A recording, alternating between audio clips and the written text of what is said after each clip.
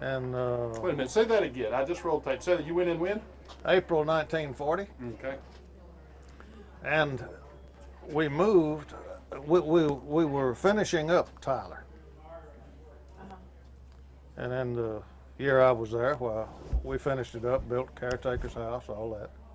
And we moved to Possum Kingdom to start one, a state park. And we went out and started it. And it was by no means finished when the war came on. So, was there a year. I got out in April,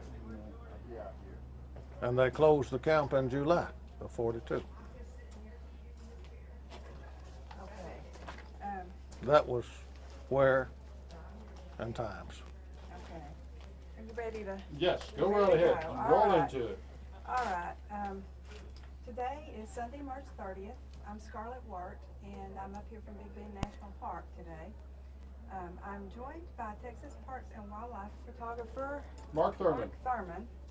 And we're at the Bastrop State Park Refectory Building in Bastrop, Texas. We're interviewing Mr. Thomas Earl Jordan as part of the TPWD project called CCC Boys of Texas. Tell us your story.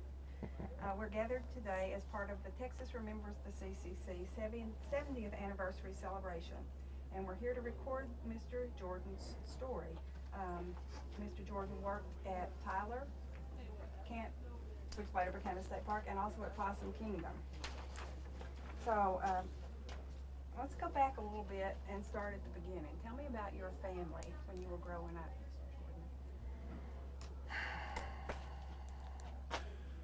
Jordan. As far back as I can remember, I'll tell you. My first recollection of being who I am and with a family, I was 5 years old. I don't remember. Perhaps there are things, notable things, that important events that are shadowy before then, but at that time we lived 7 miles east of Livingston, Texas, at a community called Soda, in a sawmill camp. My father worked at the sawmill. What year was this? 1929. That's the reason I know I was 5 years old. We moved from there back to around Kilgore in Gregg County, I put it that way, in 1930. Spring, but it was still cold weather. We moved in a Model T Ford pickup and that my father owned, and I assume it was a 1926 model because that's the year they started building pickups. We moved onto a farm up there, a rented farm, sharecropping, that belonged to an uncle of mine, an uncle of my daddy's, be my great uncle. We stayed there, and there was an older sister, a year and a half older than me, and myself, my mother, and my father. Later that year in July, my mother gave birth to a second daughter, sister. We moved about a year later from there to another farm over just in the edge of Tyler off of Old Texas 31. Rented a farm from some people named Irwin. But right across the state line, and the fence was on the state line, my grandfather lived, and several aunts, uncles. During the Depression, everybody came where there was stability. That was at Grandpa and Grandma's house. They'd been there, they were established. There was at least enough to eat if you worked and raised it. So we lived there until about 1934. And my father had give up farming, as so many did. You couldn't make a living out of it. You couldn't even keep a family alive, hardly. And went into public work. He worked for the county on the road crew, shovel hand. He had a 5th grade education. He was unskilled at anything. Fair carpenter, but still, by today's standards, unskilled. We moved over near Huey School. And I went to school at Huey School. It's now an old folks home. We lived on 259 and what is now I-20 intersection. I passed by it and I have memories. He built a house, the only home that he ever owned that I know of. We lived there through 35. In 36, sometime before school started, the fall of 36, we moved to Woodville, Texas. Why, I don't know. I was all of 12 years old. All these things weren't explained to me, and I didn't know enough to ask why, you know. I accepted life as it was. We lived there through into the late part of 37. I finished the 7th grade there. And then we moved back to Gregg County. And we lived, Daddy did public works wherever he could find it. He drank a lot. That's what went with the family income that counted, you know, that extra little bit, sometimes more. Anyway, we moved to about a half a dozen different locations there. I think every time the rent come due, we moved. We never lived at a place that had indoor plumbing. It was always outdoor. We had either a spring, a well, or something of that nature for a water supply. No electricity, no telephone, no newspaper, no periodicals, no magazine. What books I got to read, someone gave me, or I had some fairly wealthy kinfolks on my mother's side, and I got National Geographic magazine. Used to dream about going to the Amazon and all that, you know. Then in 1940, when I was 16 and halfway through the 9th grade. Back then it was 11 years, not 12 like now. I just dropped out of school and started picking up whatever odd jobs that I could find to help out. And I was downtown Kilgore one day, and about all a kid my age could find then, especially a skinny, underfed boy, was delivering circulars from the grocery stores, the hardware stores, the clothing stores, all of that. There was no television. Radio advertising was practically nil. Not that many people back then had radios anyway. We certainly didn't. So the way the news got around that there's a special on every week, twice a week, this fellow had contracted with all these places to deliver these circulars. And we had them, about 6 of them, in a bag. And we'd pull them out and make a kind of a paper airplane with them and stick them in people's doors. Okay, I was doing that. Oh, sometimes I made 35 cents a day, you know, things like that. How many houses did you deliver to? Oh God, all over all the oil camps there, and that was then the oil capital of the world. And it's hard to say how many. We didn't keep count, didn't have time to count. Had to fight off the dogs that was in the yard and all that, jump the fence, jump up on top of the car, things of that nature. But anyhow, I was downtown Kilgore one day at the employment office trying to find some kind of a job. And I was in a line. There was quite a line there. And everybody in it was older than me. I mean, you know, they didn't hire out kids even then, not through the employment service. Children could work then. They can't now. They should be able to.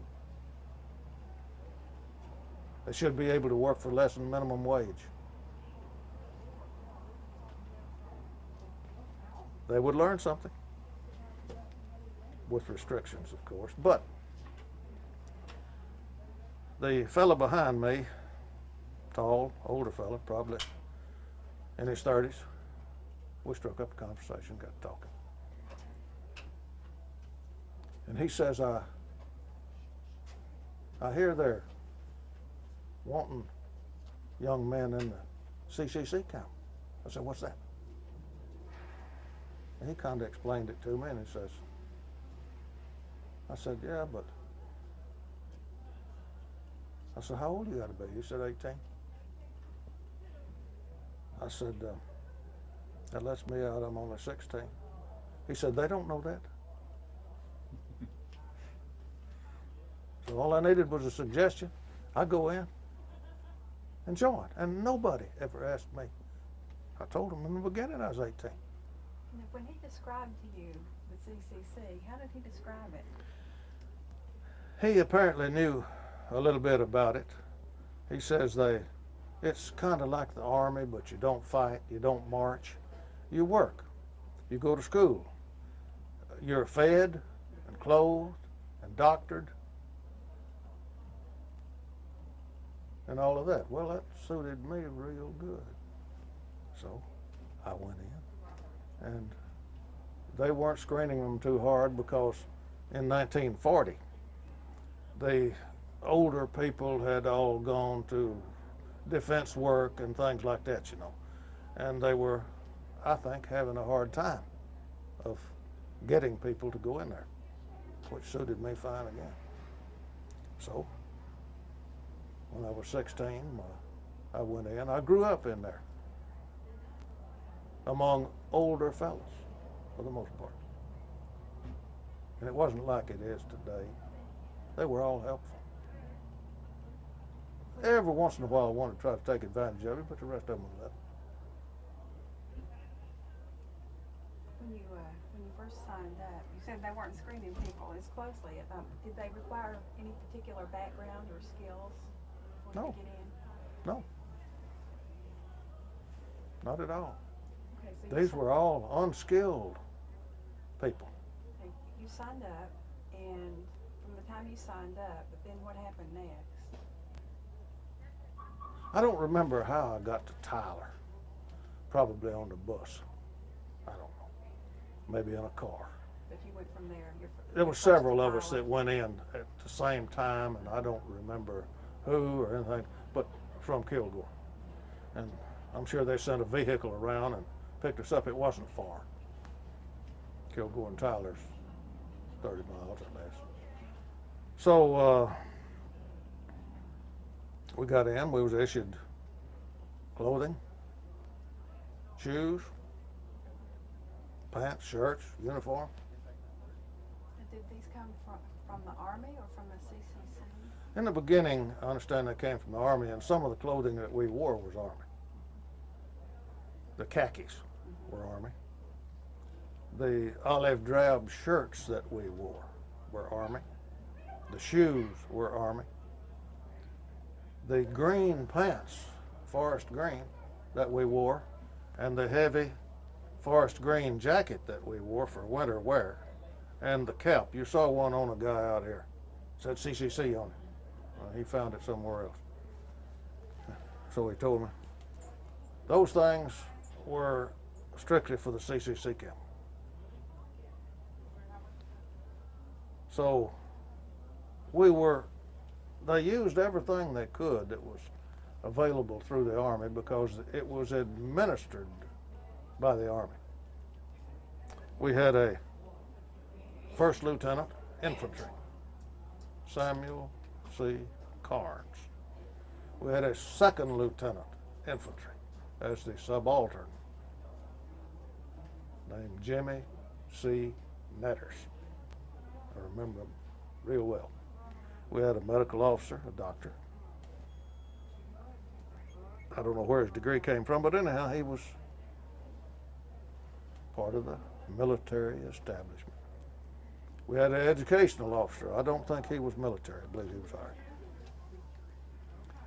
And then we had, for the Army side, we had all the cooks and bakers,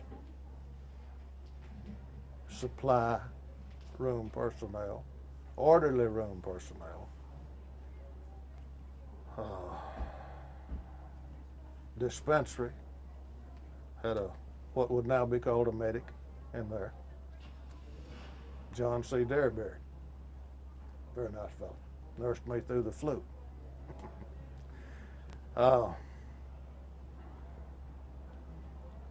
And our duties, those that were not part of the administrative personnel, all them being under Army supervision, and those officers, of course, were regular Army. It was run in a military fashion. We raised the flag every morning. We took the flag down every evening.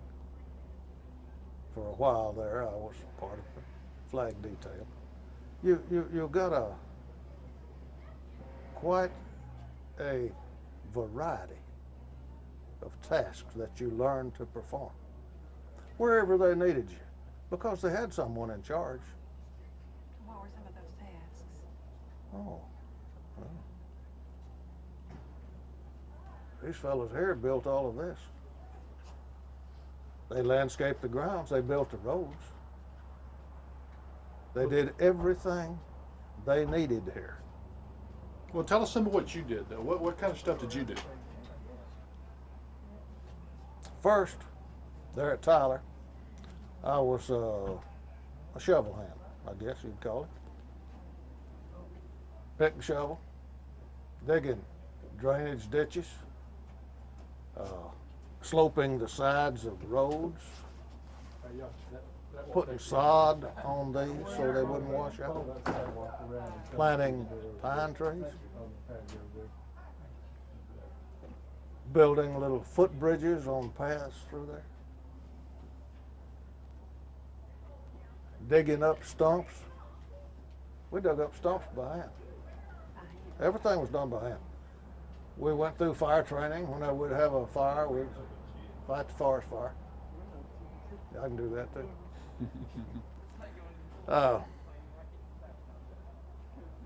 And from place to place in the camp, whatever came up next, all these shovel hands and common labor were asked to do. We were well fed, well clothed, well cared for. As a penalty for anything, they didn't have KP. They had regular KPs that did nothing else. They had one for the officers who had the end of the mess hall with a door partitioned off for them.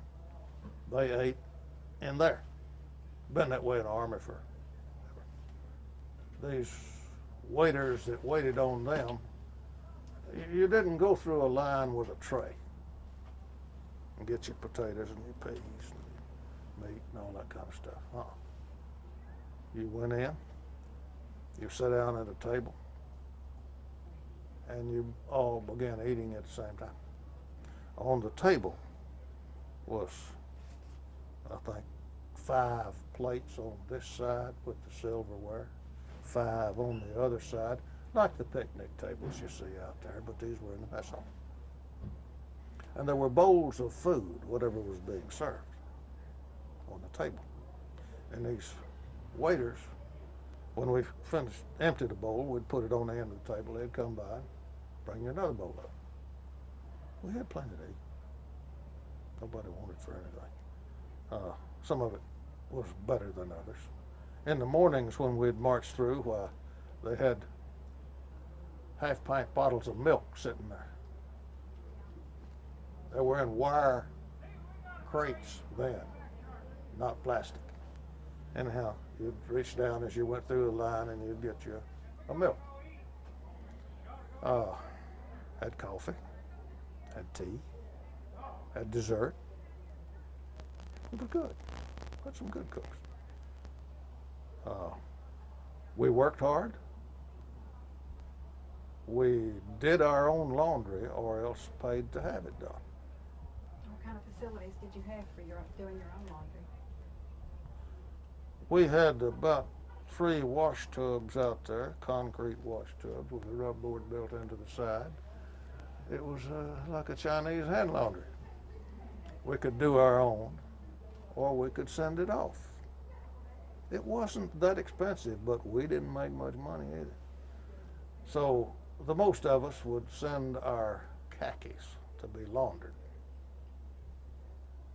We'd do our underclothes, towels, socks, handkerchiefs ourselves. Now you had different sets of clothes. What did you wear the khakis for?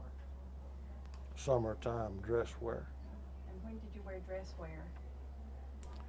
When you came in from work, you were dressed out there in blue jeans, a jumper, and blue pants. I'll show you some pictures later. And you had a denim hat. In the summertime, sometimes you had straw hats. Everybody straw hat alike. And that's what you worked in. You had work gloves. And then when you came in, when you made formation in the evening, not in the morning, but in the evening, you were dressed in what was called then Class A's. You were dressed in your khakis, with your shirt, with your tie.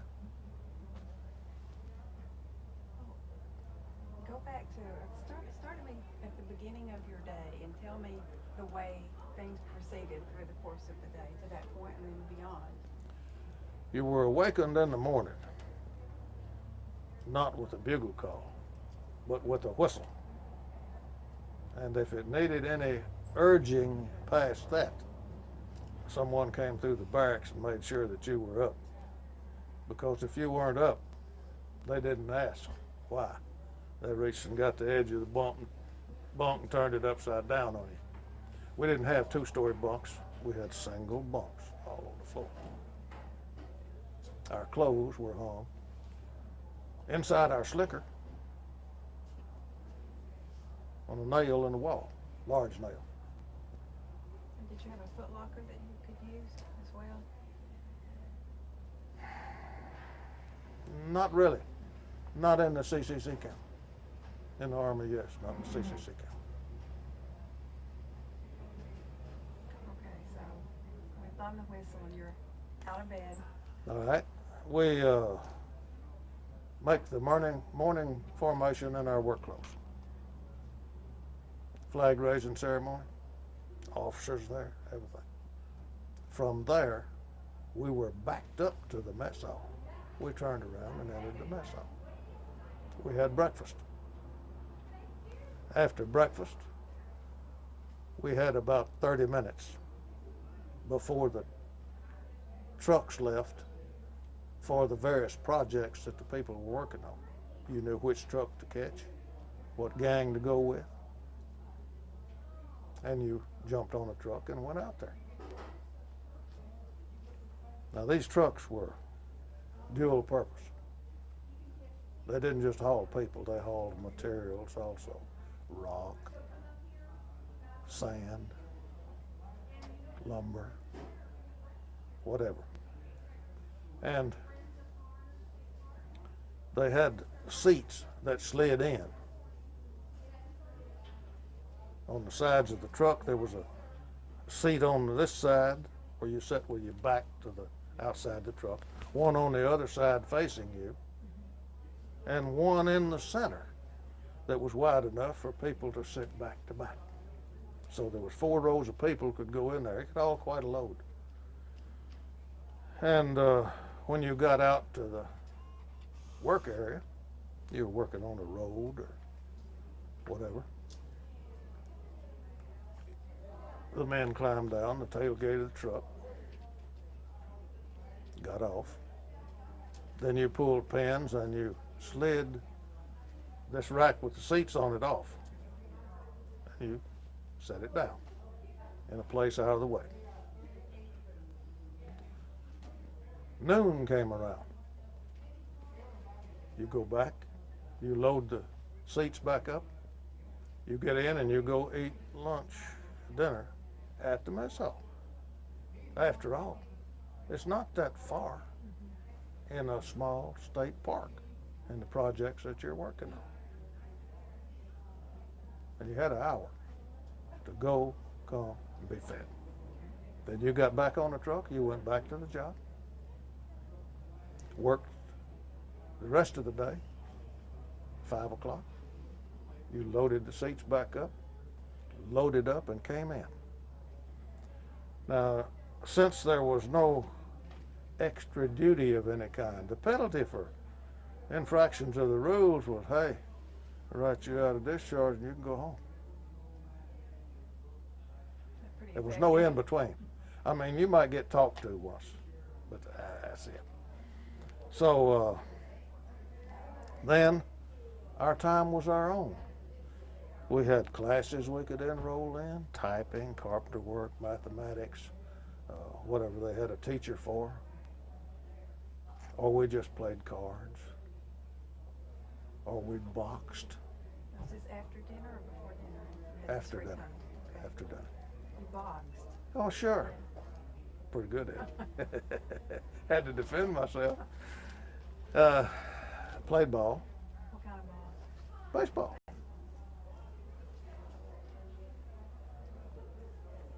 Football wasn't all that popular then. Anyway. And the rest of the time was our own. 9 o'clock, lights out. You're supposed to be in bed. I mean, we had, in the end of each barracks, we had showers, toilets, lavatories. You could shave, shower, powder up all you wanted to, you know, your right guard, your left guard, and all that. And it was, I enjoyed it. It was a real good time. There were some people in there was a little bit misplaced. They were mostly older, in their 20s, early 20s, and used to going out at night and all that kind of stuff, you know. We hadn't yet really got used to that. Wasn't time for it, wasn't money for it. A few of the fellows had cars. Now, everyone wasn't in there for the same reason I was.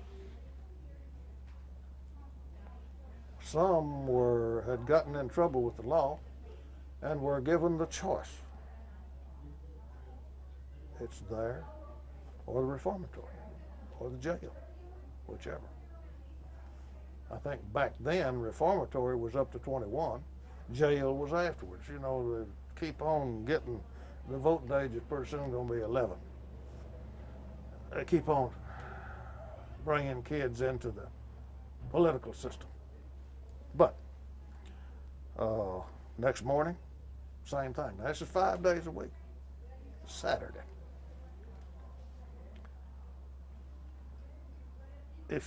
Sometimes you had some duties to do on Saturday, depend on where you worked. If you was a shovel hand, you didn't have anything to do on Saturday. Long about right after noon, they'd run trucks to town, however many wanted to go. Now, Tyler, I could come home from Tyler, get out and hitchhike quickly. Would you have been allowed to do that? There was no restrictions on hitchhiking. We didn't have any other way to travel. Cheap, too. I've hitchhiked a many a mile. But out at Possum Kingdom, it was something different. Now, hold on. Before you start on Possum Kingdom, let me change tapes because I'm actually about.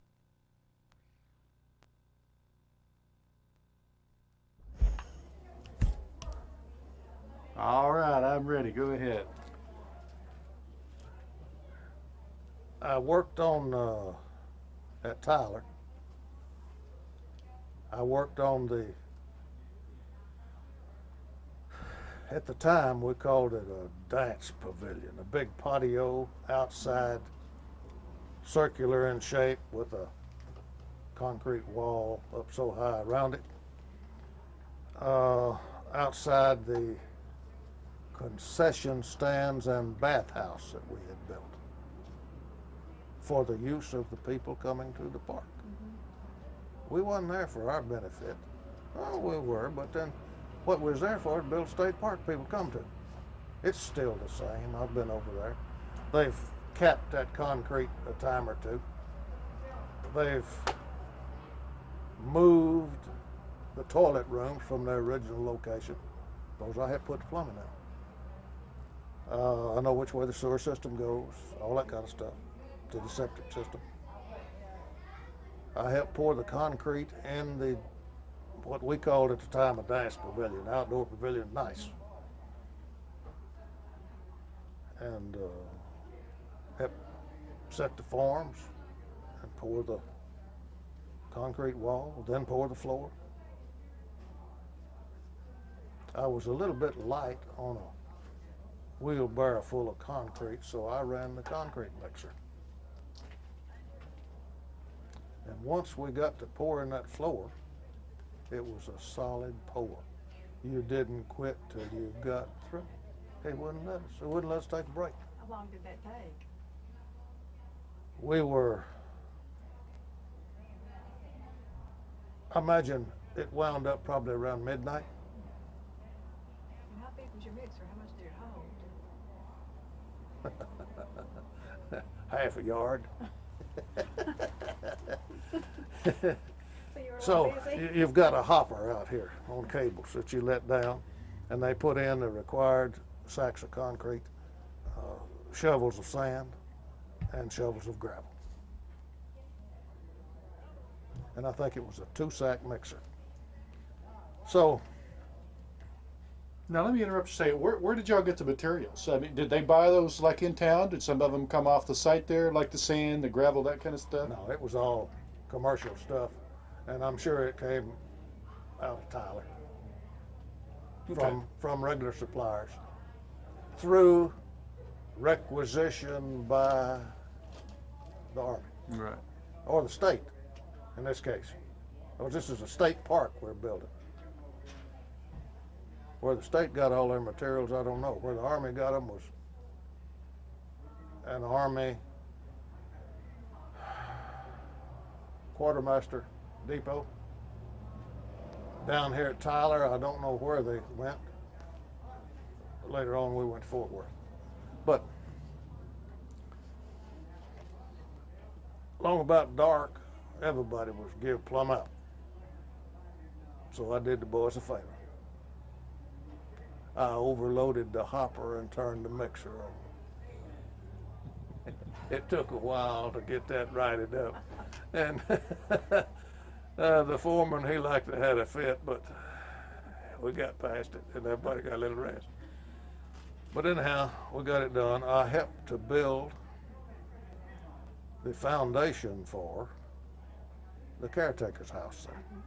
And what was that made out of? Concrete, Concrete. formed up concrete. There's some pictures that I have that shows that. I didn't help erect the building, but I helped to pour the foundation with our superintendent, or rather our foreman, a Mr. Cooley, older fellow. He was workingest man I ever saw. And he'd take time to explain things to you and teach you, and he knew how to get it done. So I learned a lot from him. Some I've used later. So when we wound Tyler up, they wanted us to move, or moved us, whether they wanted it or not. That's the way it wound up. We moved to Possum Kingdom. And the whole unit moved. The whole unit except those whose enlistment was up and had decided to get out. We enlisted for periods of, or enrolled. Wasn't enlisted, it was enrolled. We were enrollees for 6 months at a time. You could get out anytime you wanted to at the end of your 6 months. You could just quit and go over the hill if you wanted to. You know, nothing to keep you there. Not going to throw you in jail or anything like that. But most of them, I knew one or two that did that way, but most of them waited out their enlistment period and either re-upped or didn't. Was there a limit to how many times you could re-up at that time? In the beginning, I think it was a 2-year limit. This far down the line, no. They asked me to stay. Offered me rank if I'd stay. I said, no. I see the end in sight. And I'm 18 years old. Let's face it. I'm either going to volunteer or get drafted. So, but out to Possum Kingdom. We moved everything that would move. All the trucks, the dozers. No, we didn't have dozers. We had pull tractors. A Caterpillar tractor, but all it did was pull. It didn't push anything. And they were gasoline, they weren't diesel. We had a 70 horsepower and a 35 horsepower. By today's standards, they would be weak.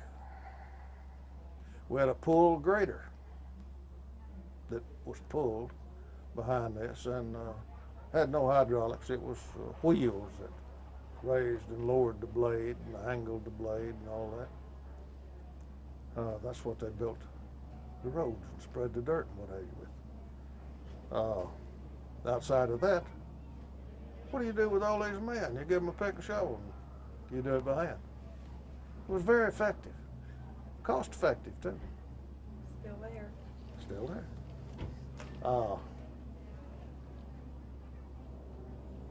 When I got to Possum Kingdom, April of 41 was the wettest day I had in years. It didn't do anything but rain.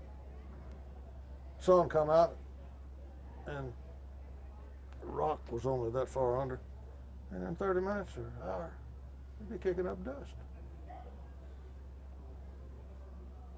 But it rained. It filled that lake about 3 years ahead of time. We had a pump down on the lake that supplied water to the camp. It was pumped through a 2-inch line and into a water tank at the campsite. I picture that too.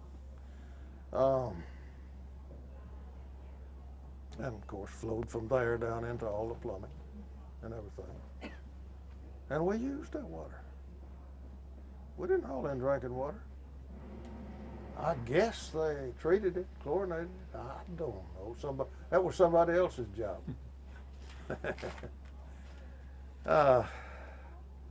I did some surveying,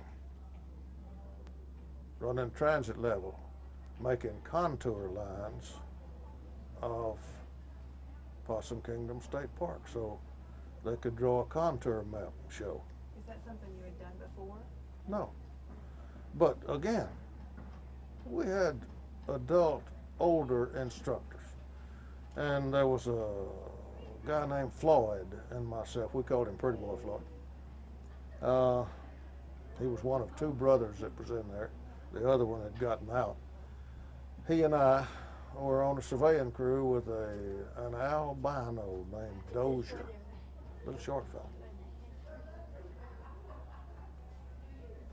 Really enjoyed working with him because he'd explain things to you and you could understand. How to shoot to make contour maps, how to enter it in the book, how to figure the math on it, all that kind of stuff. I turned it into him, he'd draw a contour map for the Park Service. When you, just backing up for a minute, when y'all went out to Possum Kingdom, you told me about moving your equipment out there. What was there when you got there? Was the camp already built? The camp was, the buildings were built. I think the water system was in. They had several gasoline generators there that provided electric power. This camp was set up buildings erected by somebody before we got there. Where they came from, I don't know, because I was not with the first group that went. I was about 2 weeks after the first group. When we got there, it was 7 miles past the end of the road.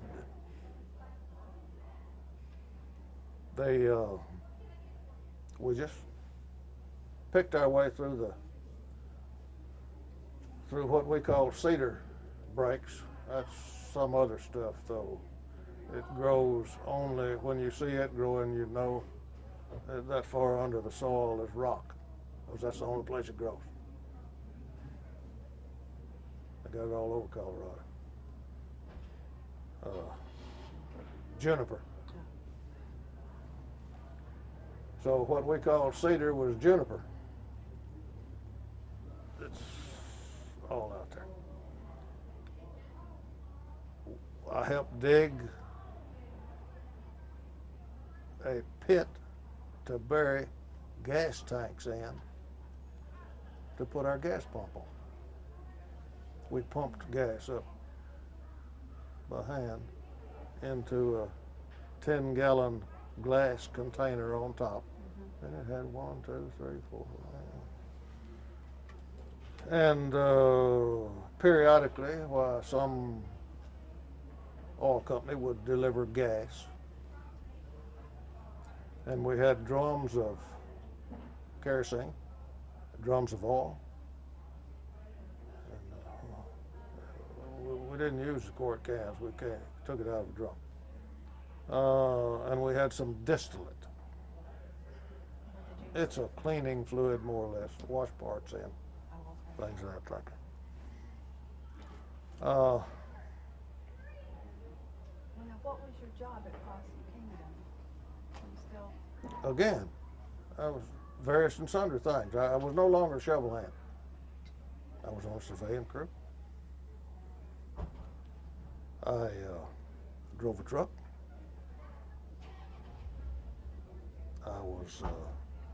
I ran the tool house, checked tools in and out, and kept the time for a period.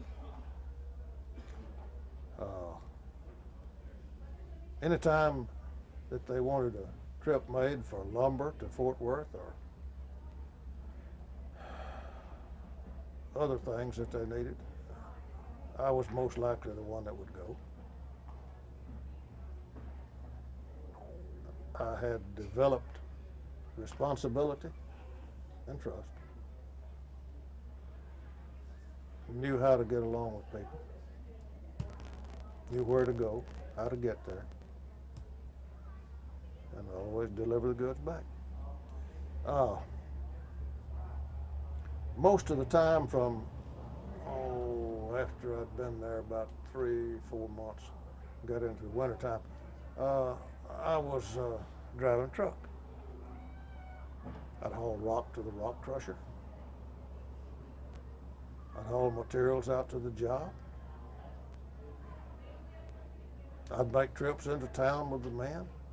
I'd go after materials here and there. What about the rock? Where did the rock come from that you used? That whole country out there is rock.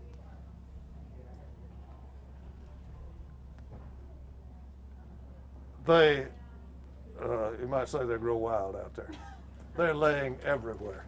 And they're chunks of sort of flat rock, depending on the size of them. Little bitty ones, some bigger ones, and all of that. But most of them, one man can handle. And so we would pick up the rock around through the area and haul it to a rock crusher. We had a rock crusher.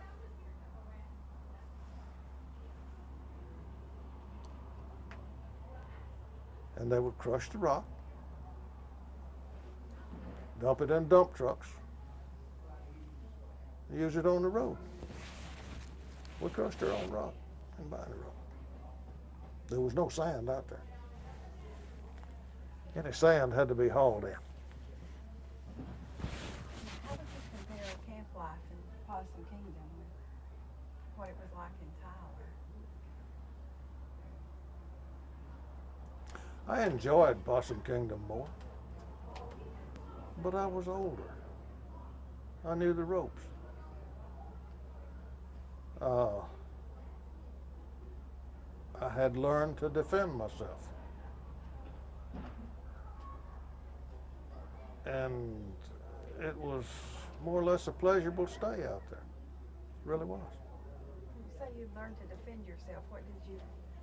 What kind of situations came up that you needed Oh, to every defend once in a yourself? while, a big fella won't jump on you, you know, for wisecracking. I made a lot of those. But after I got out there and got into a boxing club, more or less, a number of us boxed. Learned how to handle myself. People didn't bother me. They still don't. And what did you do in your spare time out there at Possum Kingdom? Same stuff. On weekends, we would go around the lake, borrow a large metal boat that was there. 15 or so of us would paddle it out to islands and catch squirrels. We did that until we found out that the snakes had got in there chasing squirrels too. So we give up on that. And then we went to Caddo, which was 17 miles away, the nearest town. They had a cafe. They had a service station. They had a general merchandise store with a fountain in it, where you get fountain cokes, ice cream sodas, things like that. The main thing they had was a bumper crop of girls. It's important for a young man. Them isn't old it? people out there hadn't been idle. And they had 5 or 6 different churches there. And all these girls went to church. So us boys that courted these girls, we went to church. They didn't have church every Sunday at each church. We'd go to the First Christian Church one Sunday. We'd go to the Baptist church the next Sunday. We'd go to the Methodist church the next Sunday. And every once in a while, the Holy Rollers would come around and pitch a tent and have tent revival. And we'd go to that. You know, that was a safe place to carry Mama's daughters. So we courted the girls there, and we enjoyed camaraderie. A bunch of us get together, have a picnic, have a hayride, whatever. Just like a group of kids would do now, except without all the loud music and the profanity and the drinks and all that. You had mentioned earlier that one of the doctors at Tyler had nursed you back from the flu. What was the medical care like in the camps? He was, that wasn't a doctor, that was the, what you call, dispensary orderly. It was dispensary. I spent about a week in what would be classed an infirmary, in a bed in there, being cared for by John C. Derryberry. He was the one. Very good. Treated me kindly, doctored me when necessary, and let me get over the flu. It was segregated from everybody else, so they brought you food and everything. And what was the medical care like compared to today? Did people get hurt on the job? What could they do for them there? At Tyler, I have a stiff finger, that one, from an injury at Tyler, and almost lost that finger, but they carried me to Tyler, to a doctor. First, Derryberry set me up in a chair like this, and a table here. They put a pan under it, and he poured the iodine to it, just poured it on. I almost fainted. It hurt, it burned. They carried me into Tyler and had a regular physician sew it up. 17 stitches in that one finger and about 5 in that one. They had ways of taking care of it, but it wasn't anything like today. No, of course not. We hadn't been through the traumatic wars where they learned this stuff. No. That's the only mishap I had. Didn't break any bones. Now you were at two different state parks, one at the end of its construction and one at the beginning. Did you ever encounter any of the park planners or architects or anything as you were working? We had the general superintendent, we had the engineer, and the architect, I guess, the one that directed things. Whether he was the one who drew the plans for it or not, I don't know. I'd picture him out there. And a blacksmith and a couple of foremen who oversaw the projects under the direction of the superintendent, whose name was Henry, last name, A.R. Henry. And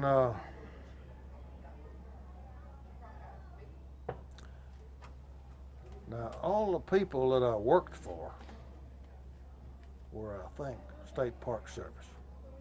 They wore green uniforms. They didn't wear khakis. It was a Texas Park Service. We were cared for by the Army, housed, fed, clothed, doctored. And every day we went out to work for the state. Now, what their financial arrangements were for that, I have no idea. How much were you all making at that time? $30 a month. That's $1 a day. Good money. They sent $22 home. You've heard 25 here and there. But in the later part, and I was in there the last 2 years, they sent $22 home, we kept 8. We bought our smokes, we bought our toothpaste, we bought our hair oil. They used what they called brilliantine then. It was all about 30 weight. And you combed that through, you know, and your hair stayed slicked down. Anything else that we wanted, a candy bar or whatever. They had what they called a canteen then. They call it PX now in the Army. It was a canteen. You could buy candy bars, razor blades, peanuts, doodads, a lighter if you wanted one, smoking tobacco. Most of us rolled our own. It was cheaper that way. Now, did you also have classes that you could take at Possum Kingdom? Yeah, I didn't take any at Possum Kingdom. I did at Tyler. Which class, what kind of classes did you take there? I took carpentry and typing. I still type. Your fingers don't forget. Now, how did the $22 that was sent home, did it make a difference at home for your family? Absolutely. Absolutely. Y'all have no conception of how little money there was and how far it went then. Most places you buy a hamburger for a nickel. I mean a deluxe one for a dime. Things were cheap.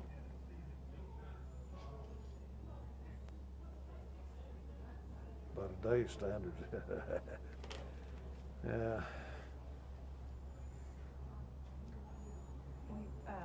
At the end of your time at Possum Creek, when they closed it, Possum Kingdom. And they closed that down, World War II was coming on.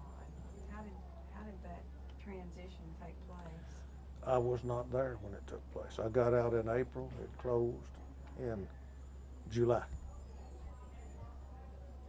I had finished my fourth 6 months enrollment, and I got out and went to California with a buddy of mine, worked at an aircraft factory for a while.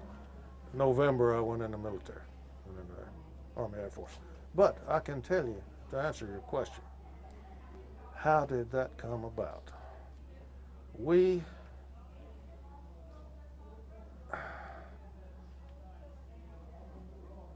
divest themselves of everything they can, and at an appointed time they call it quits,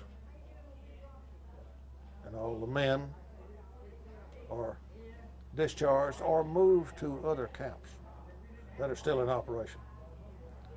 We were instrumental in dismantling Fort Griffin State Park, the CCC camp there. They were getting out of it before we were. We hauled a bunch of their stuff, foodstuffs and tools and like that over to our camp. We carried all of their old vehicles to Waco, to the central repair shop. On a truck like that one you see down there, I made several trips down there, and they had a bunch of old early 30 model Rio speed wagons. You never heard of it because it's not around today. They run an extension on the back of my truck 4 feet. We backed up, we put a dump truck on the grease rack, and we backed up to the grease rack, and we loaded the dump truck on there backward. Then they devised some 3-cornered hitches, and we pulled another one behind it. And in this fashion, we took these vehicles to Waco. Another thing we did on Saturday, since I was a truck driver, you had to take care of your own truck. Saturday morning, we'd go down, we'd wash the trucks. We'd put them on the grease rack and grease them. We'd do any repairs that were necessary. Keep them going.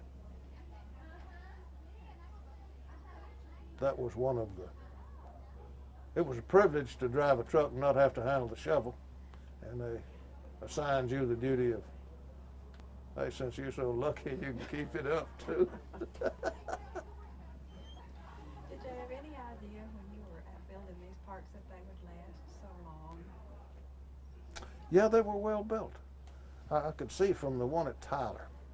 Of course, we didn't get into constructing any buildings or anything out there.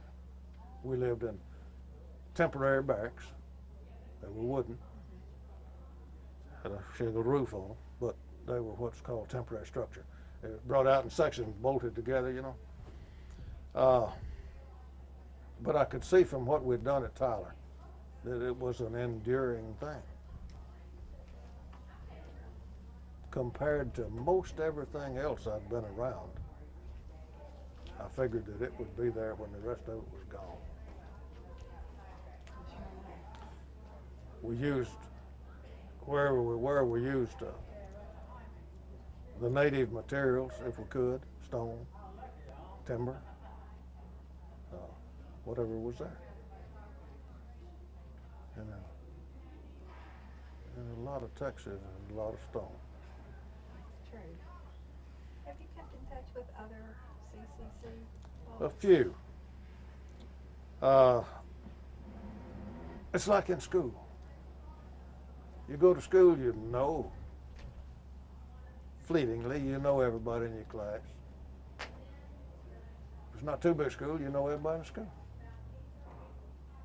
But you don't associate with all of them. You're not buddies with all of them. I was buddies with a few.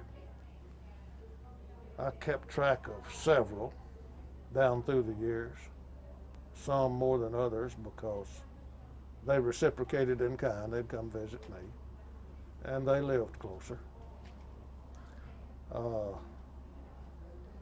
Since Here, I'm gonna have to stop again. I gotta pop in.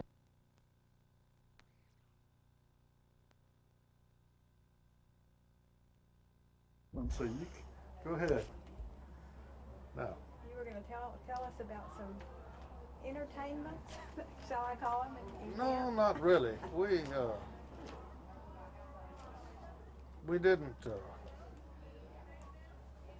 get into a lot of pranks. We were friendly, businesslike, played hard, worked hard. It was a fun place to be with all the people that was there. But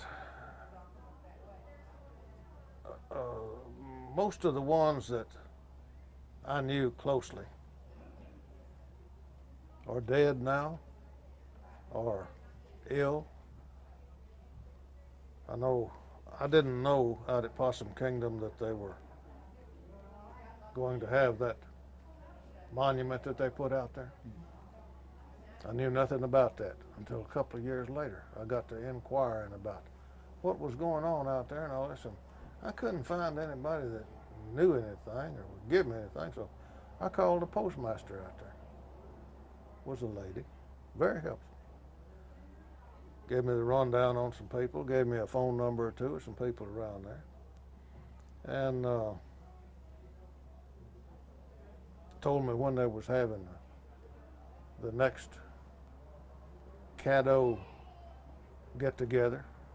The people around Caddo that went to Caddo school and lived there. Some I knew, some I didn't. They're too young. But so I went to the next one. I've made 3 or 4. I found out that they had a ceremony out at Possum Kingdom State Park and put up a real nice plaque out there. Kind of like you. Going along the highway, I came down on the old San Antonio Road 21. And about every mile or two, where they say, historical monument on your right, historical monument on your left. Well, there's a sign up there that says, historical monument. I read it. I went on down to park headquarters.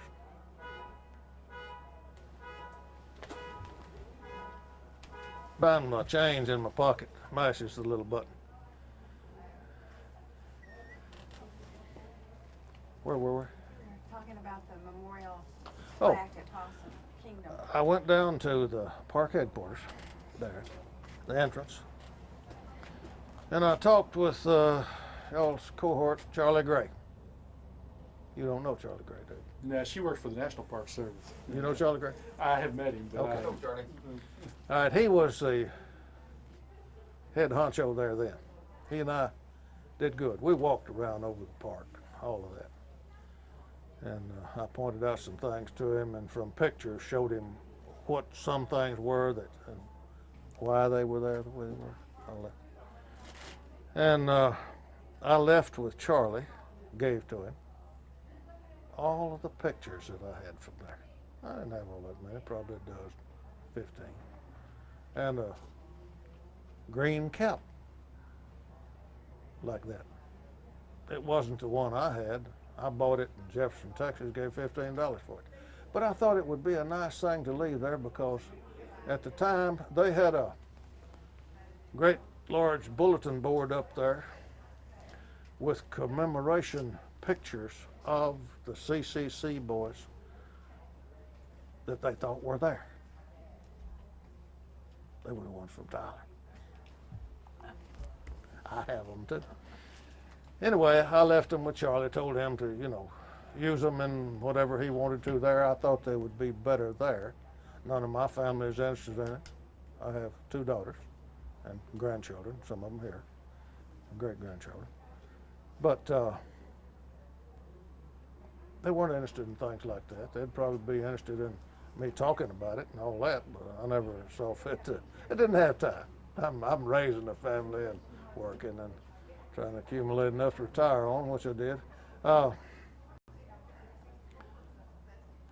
But Charlie was very helpful, and his secretary, I forget her name, she's still there. They had a Mrs. Mitchell had got that thing together, a native of out there. And she had corresponded with several people that she had found.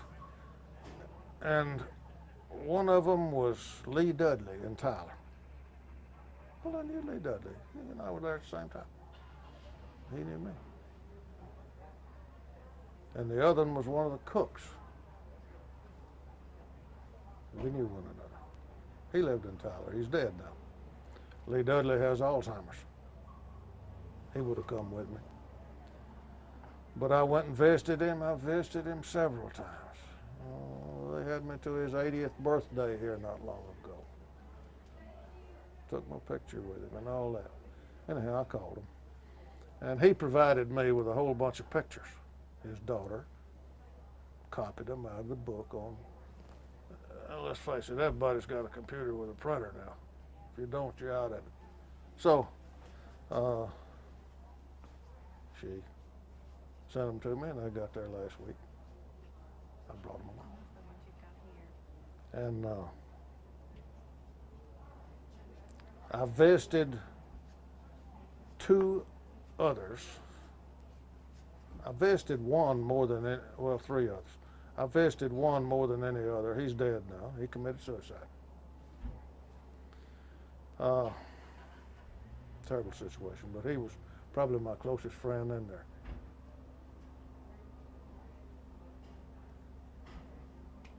The way things go, it doesn't play the favorites. So I've kept in touch with a few. I've been to Tyler State Park many times. It's not far from where I live. I've been to Possum Kingdom probably 10 to a dozen times. Used to go to California in a motorhome a lot, and I'd drop by there and spend the first night. And I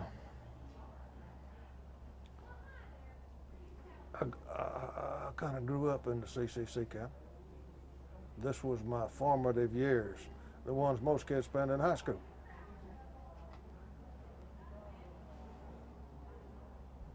And it has a special place in my heart, that does out there. I helped give it birth.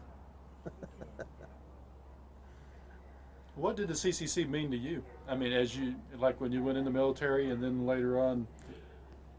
You mean in my later life? Mm-hmm. It was invaluable. When excuse me, I've got allergy. Yeah. And my nose gets to dripping. And I'll be blowing bubbles in a minute if I don't. Yeah. When I first went in,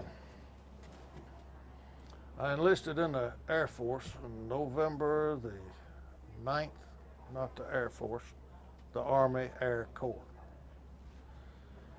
November 9th, 42, in Dallas. They put me on a bus with a bunch of others. We were sworn in there in Dallas, given a short, impromptu medical. Make sure you got all your extremities and they work, you know. Hearing a little bit. You see this? Yeah. And did you see that? No, I missed that. Well, I'll do it again. Anyway, they passed us there, swore us in, and put us on a bus and carried us to Camp Walters, Mineral Wells, Texas. Camp Walters was a wartime military establishment. There was many of them, but it was a wartime one.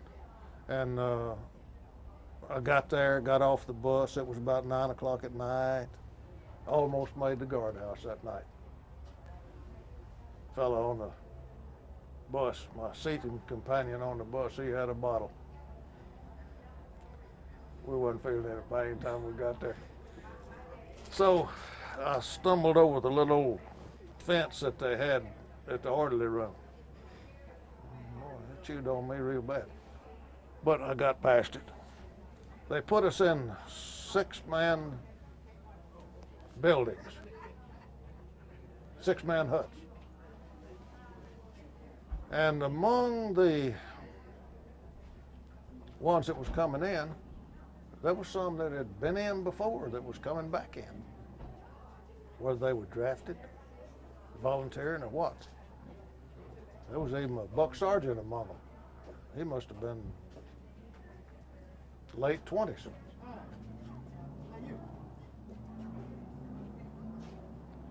And he gave us young fellas a hard time. He did.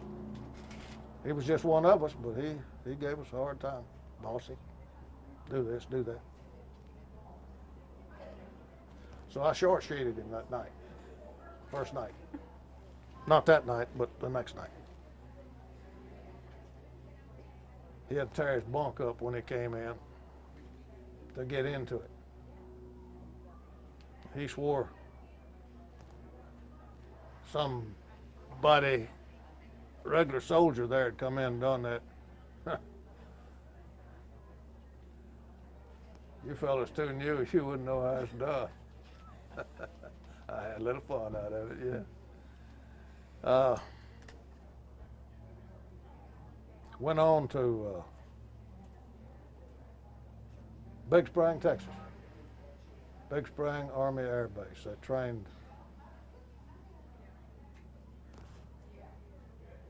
navigators there. It was a navigator school. And we took basic training there. Our marching and drilling and all of that, which we had to go through. Army life was very little different from CCC life. A little more restrictive. Penalties for this, penalties for that. You had to salute. Yes, sir. No, sir. All that. But it was easy for me, because I know that wherever you are, you play by the rules. I'd already found that out. I wasn't mama's little boy just left home. So it stood me in good stead in the military. I also knew that I had rights and I could say whatever I wanted to. They marched us all down to the provost marshal's office and took us in one at a time. I got in there, and Private Jordan said, did you ever consider going into the military police? I said, no, sir, not at all. He said, would you like to? I said, no, sir, I wouldn't like it a bit. He said, did the Army promise you anything when you enlisted? I said, yes, sir, they did. They promised me that I would be connected with the Air Force, the Army Air Corps, radio operator, mechanic, this, that, and the other, maintenance, whatever.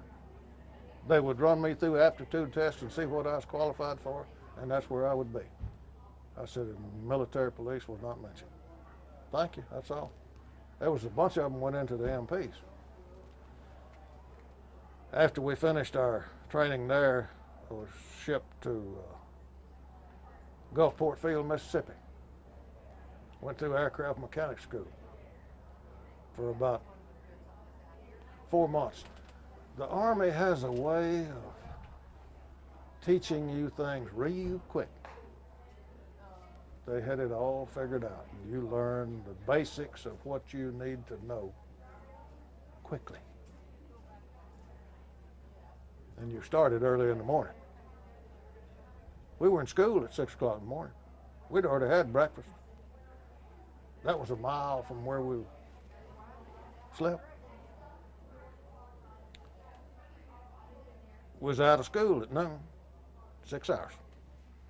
Next crew was going, Jose was pretty well teaching it round the clock.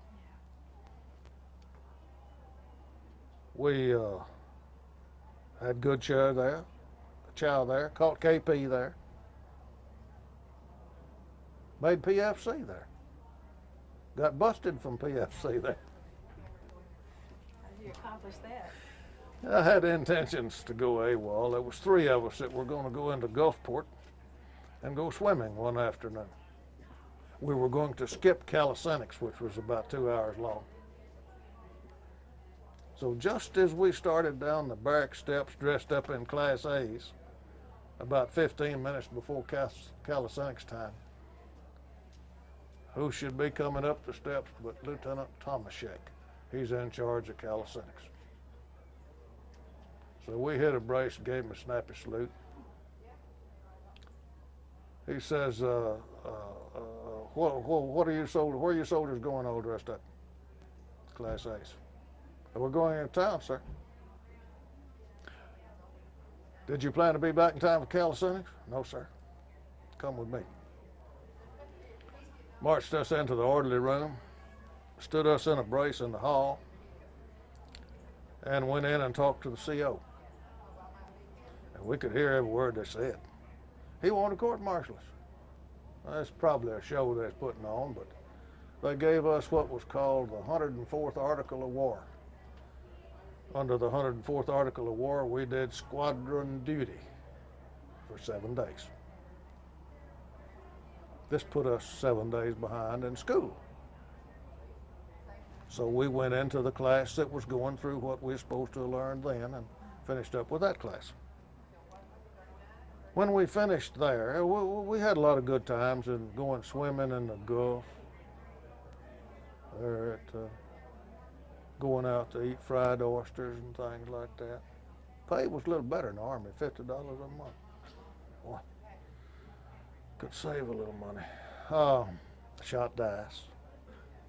Sometimes you had more money and most times you had less. But when we left there, inevitably it happens that the ones that you buddy up with the closest, about a half a dozen of you, you know, you do sports with, you box with, you go to town with, you play with, you go to school with, you do everything with them. They shipped us in all different directions, busted us up. About this time I figured, and it hurt, to be busted up from your friends. Didn't see any rhyme or reason to it. Why can't we go the same way? You know, we went through the same school. Anyhow, we went. My best buddy, guy from Tennessee, Joe Terrell, he went to Seattle to factory school on B-29s. And he got on B-29s. I went to factory school at Long Beach, California, Douglas Aircraft, on C-47s, old cargo ship, workhorse. Still a bunch of them flying. Out of there, they busted us up again. I went with a group that went to Salt Lake City, small arms training. We fired rifles, carbines, pistols, machine gun, small arms, handheld of every kind. When we finished there, they sent us to gunnery school, aerial gunnery school, at Las Vegas Army Air Base, Las Vegas, Nevada. Well, we didn't get out and go to town. We was busy all the time. You're in classes at night, you're in aircraft rec, you're in studying parachutes, you're studying guns, armament, all that kind of stuff. What year was this? We're into 43. And in the summer and fall of 43. And we were preparing to go as aerial gunners. Flew on B-17s mostly. Practiced in the ball turret, upper turret, the handheld windows out the tail and out the waist. And we fired at sleeve targets pulled by an AT-6 out there. You see them advertising nowadays, pulling a target behind Eat at Joe's. Well, this was just a same thing, sleeve target, and we fired live rounds of ammunition at it. Now, the way they told who scored what, when one fellow would shoot, they'd have yellow tipped ammunition. They'd been dipped in paint. Red, green, black, brown, pink, blue, you know, so they could tell.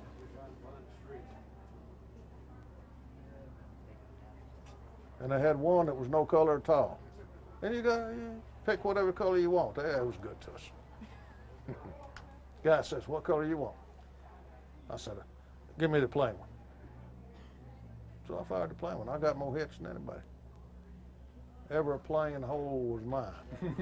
What the rest of them hadn't figured out, I'm always looking for an angle, was that the tracers burned that paint off before it got there.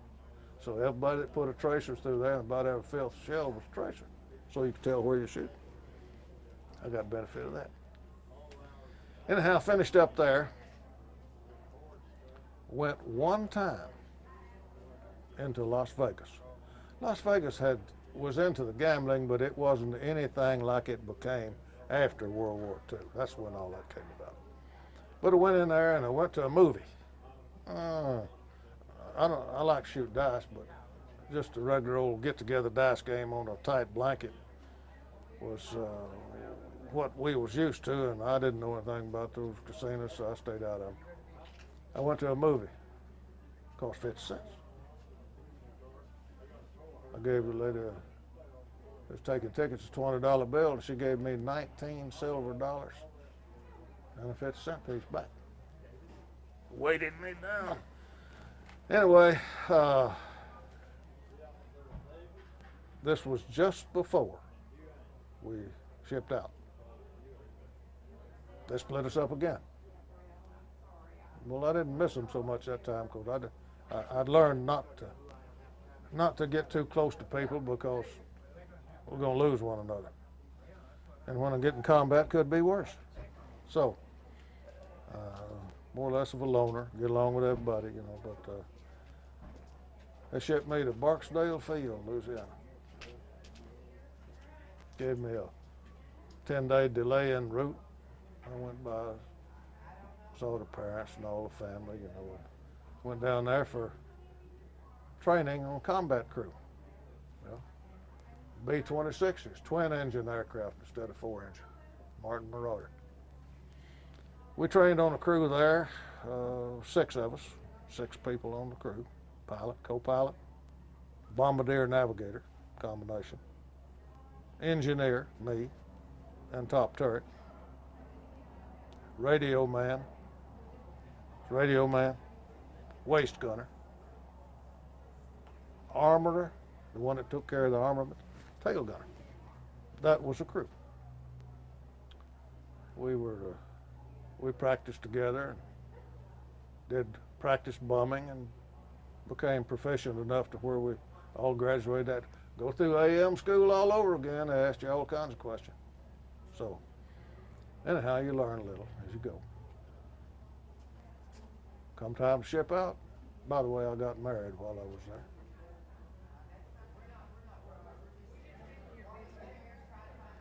Married a young lady there, and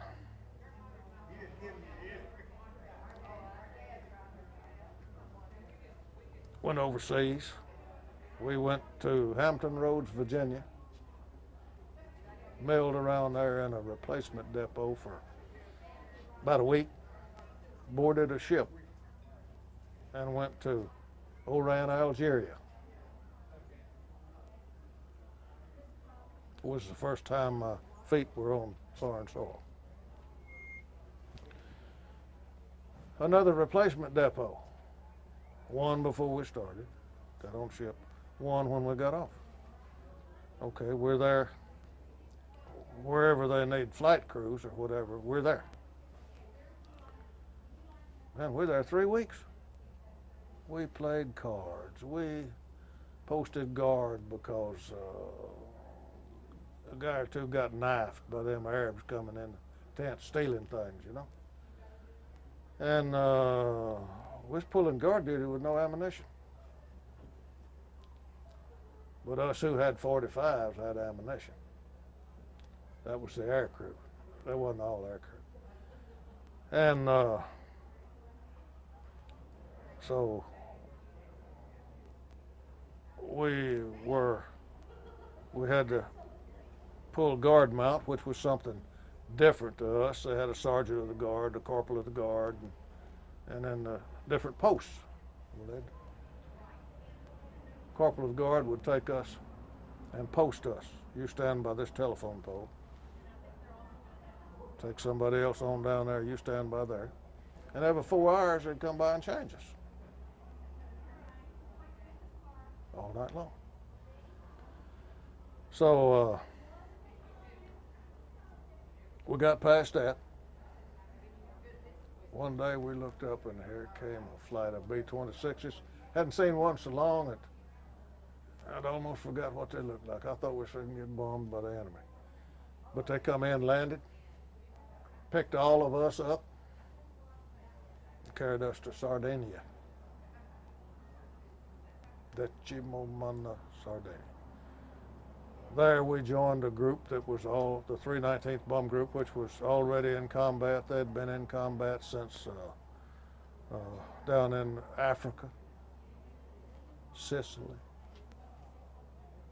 They bombed around Rome, all that kind of stuff. We joined them. And when you are a replacement crew, you don't go into combat as a crew. They split you all up. The pilot had to fly co-pilot with an experienced combat man. They'd take one strange gunner, either me or the radio man or the tail gunner on the crew. So we kind of oriented ourselves. So we flew with a lot of different pilots. And I think pulled 34 missions over there, something like that. Over northern Italy, southern France, and Austria. We moved in September, didn't get there till June. We moved in September to the island of Corsica. The front was getting further and further north, and these planes we were in only flew for about 6 hours. And then they'd go straight down. So it wasn't like today. You get low on gas, you had to start looking for a Texaco station, and there wasn't any over there. They refuel them now, you know, and they can fly around the world. So we went on mission after mission after mission. I participated in the invasion of southern France. They came in from Normandy on that side. And in September, that was in June they hit. In September, we started in from the southern France. We bombed Marseille and Toulon and in there and softened everything up. And then on the day of the invasion, we had a mission, went in, and I looked down and there's about 1,500 ships down there of all descriptions. Quite a sight to behold. We lost 2 or 3 aircrew that day. It was something you got used to. I lost 2 of my crew over there.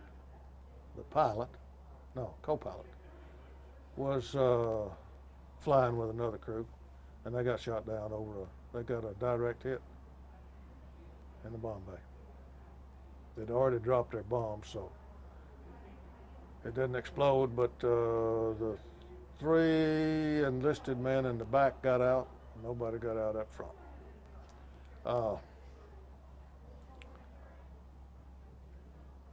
We lost a plane or 2 that would run out of gas coming back from a mission. 20, 30 miles short of the field. It looks real peaceful and serene over there, like cow pastures everywhere, you know, fields with hedgerows. But those hedgerows is solid rock. They're what over the centuries and over here it's been invaluable to me throughout my life. I learned to work. I grew up into manhood in there. I learned how to associate with people, work with them, plan with them, play with them. It has been, like I say, invaluable to me. We were not as regimented as there as we were in the military later. It was a more pleasurable time.